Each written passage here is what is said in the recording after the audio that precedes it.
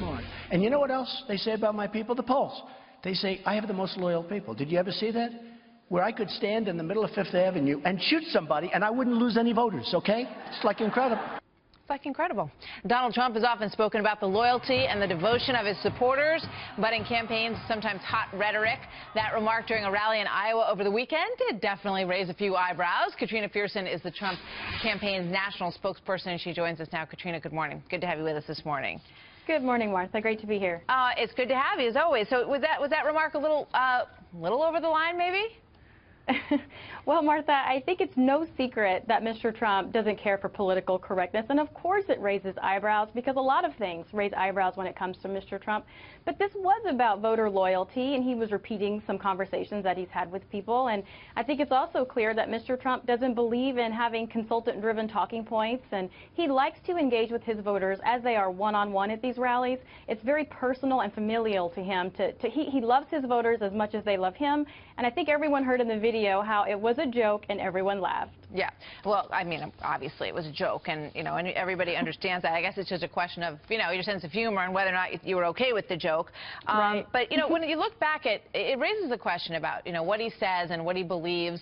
And, you know, look back at his comments about Ted Cruz over the course of the last 6 months, and he said things like, well, we're talking to Ted Cruz. He's a friend of mine. He's a good guy. I like Ted Cruz, he said. I respect Ted Cruz, he said. And now he says that, you know, that he doesn't like him anymore, that he said those things, but he, you know, didn't really mean them. And as soon as Ted Cruz started gaining on him, he turned around and, you know, started spitting some fire back at him. So I guess it raised the question, how do you know what he means and what he doesn't mean?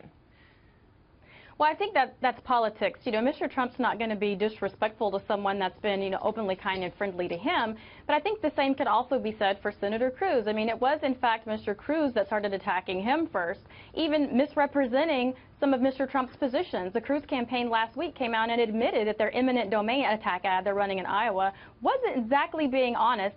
Now Senator Cruz is calling him in support of amnesty, which, in fact, Mr. Trump has the strongest position when it comes to illegal immigration and border security. So I think we're now going into, what is it now, 7 days until Iowa, and the friendliness is definitely no longer there. All right.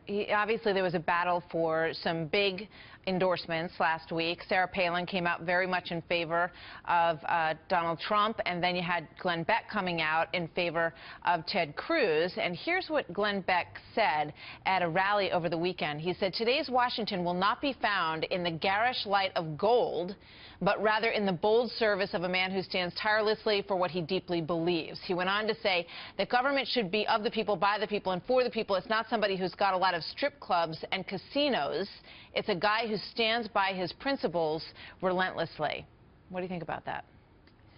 Well, I think coming from someone who says they'd rather have Hillary Clinton than a Republican he doesn't approve of, I don't really take much stock into that. And there's a slew of things we can talk about what Glenn Beck has said over the years that don't really match up with conservative principles or values. But that's not what this campaign is about. I'll also remind you that Willie Robertson from Duck Dynasty also endorsed Mr. Trump last week, as well as Amy Kramer, who used to be the chairman of Tea Party Express. Mr. Trump has a lot of support, and it's very broad, whether it's moderate Republicans, Tea Partiers, evangelicals, and we just have the broad base that we're going to need to win. So we're really excited going into Iowa. Take a look at the Bloomberg issue for a moment with me, Katrina. He has said he was going to run in the past. The indication is that he's more serious about it now. He says he would put $1 billion of his own money into this race, and it raises a lot of similarities with your candidate. What's your response to whether or not you think he'll get in and whether or not you think he'd be formidable? Well, I don't think Mayor Bloomberg is going to get into the race. This definitely gets him some attention. However, if he does get into the race, this actually helps the Republican side, because we're not going to be competing with overregulation and liberal policies, and I think that's really going to hurt the Democrat. He's only going to get in, essentially, if Hillary Clinton doesn't win the nomination. So it's not going to hurt the Republicans at all. So I think if he does get in, it's definitely a landslide for Republicans. I want to get back to this issue of, things that Donald Trump said in the past and what he believes now. Because, if he does run the table as he's predicting now, and he gets the nomination of his party, he's doing obviously very well when you look across the board in the states, the early states to be sure.